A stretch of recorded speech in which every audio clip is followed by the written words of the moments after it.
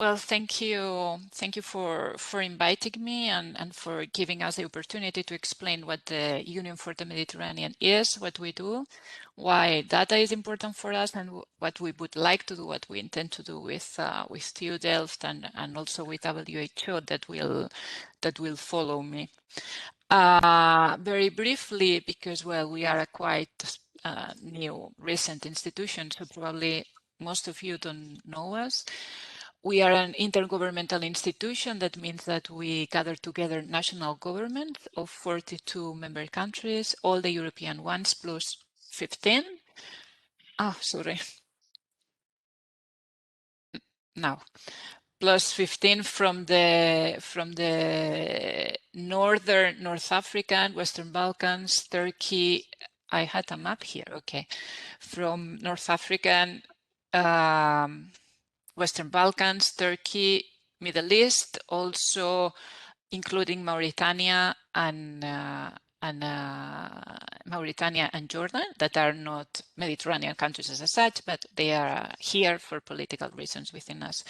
We are the result of a long political process that started 25 years ago, promoted by the French president Nicolas Sarkozy. And this political process materialized quite recently in 2010 with the creation of the UFM Secretariat. And we are part in the process, we become part of the neighborhood policy of the European Commission. We are, sorry for, sorry for that. We have double co-presidency. The EU through the European External Action Services representing all the EU countries, and then we have Jordan representing the rest of the non-EU member states. We are divided in 6 divisions.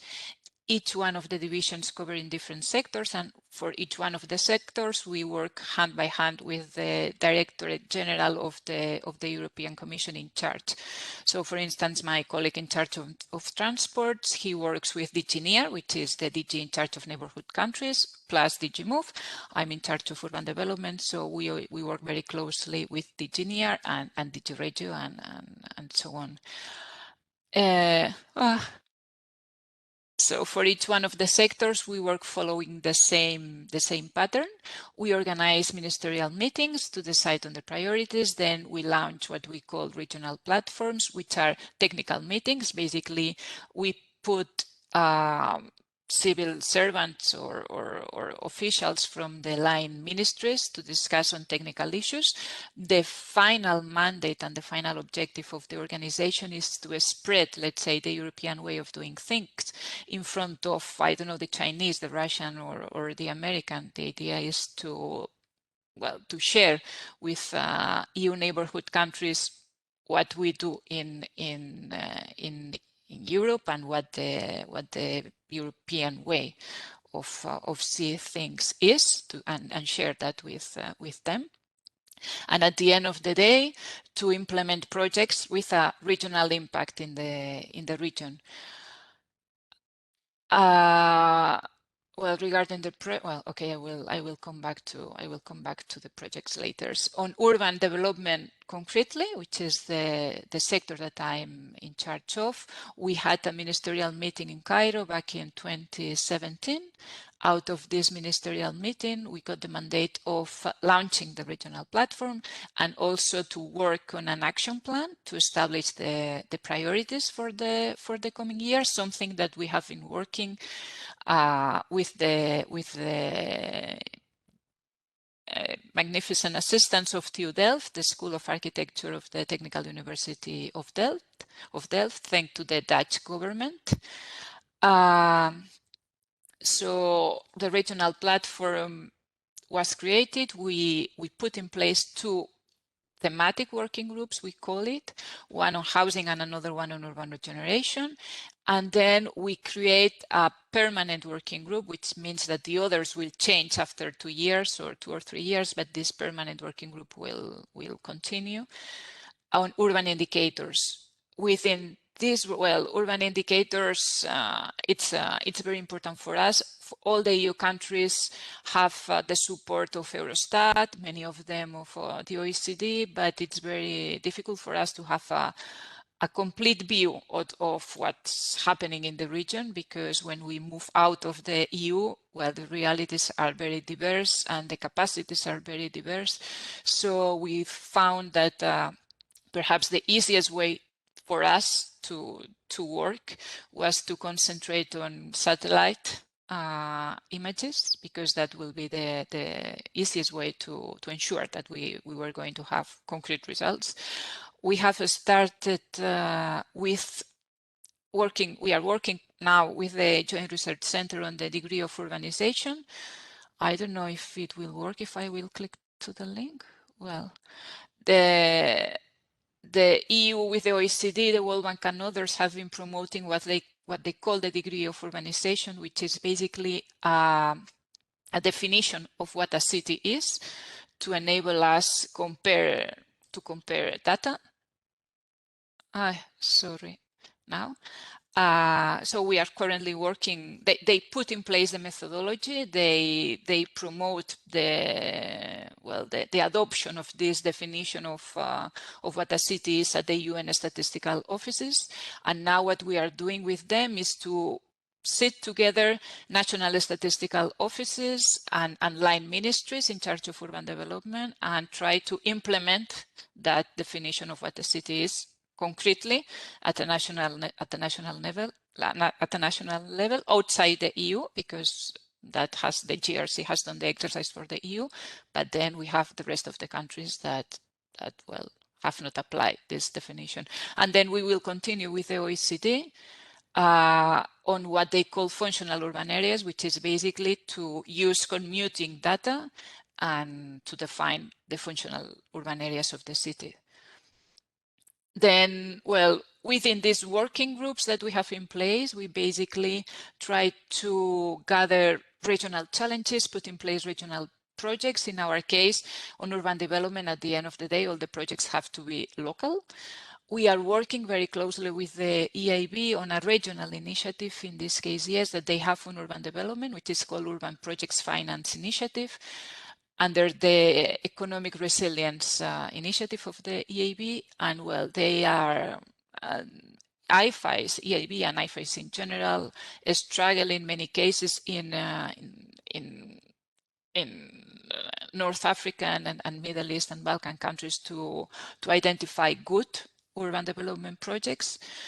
So basically what we do within the working groups is that we discuss best practices, we share what has worked in one country, and we try to promote best practices and good projects so that other countries can replicate that. We try to tackle also regional priorities, and climate change is definitely one of the regional priorities that we have in the region. The Mediterranean region is heating up faster than the rest of the world, and that entails other consequences that have to be taken into account when drafting urban projects, such as the accessibility to freshwater resources, and coastal flooding, including pluvial flooding, and also the sea level rise.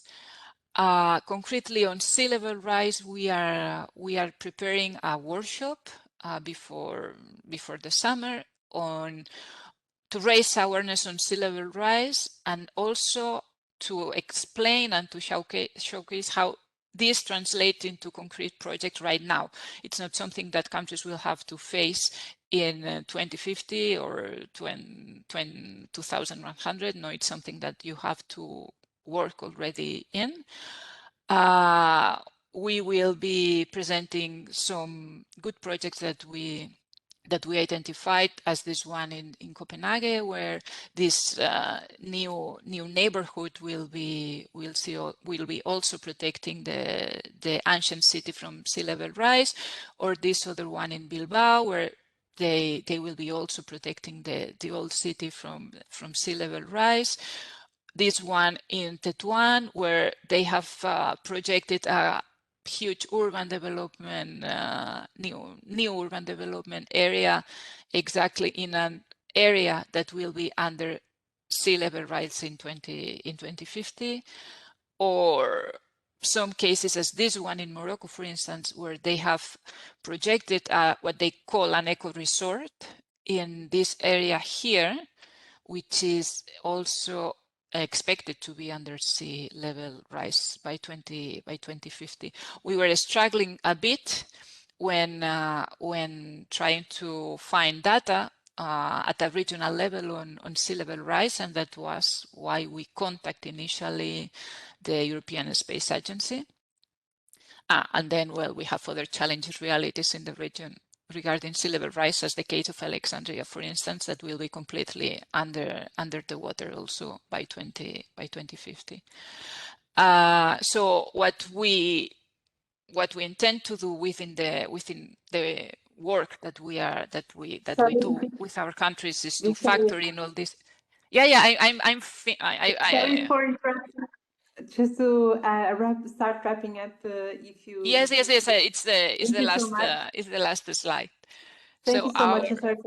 Our working groups on affordable housing and on urban regeneration have been finalized by now.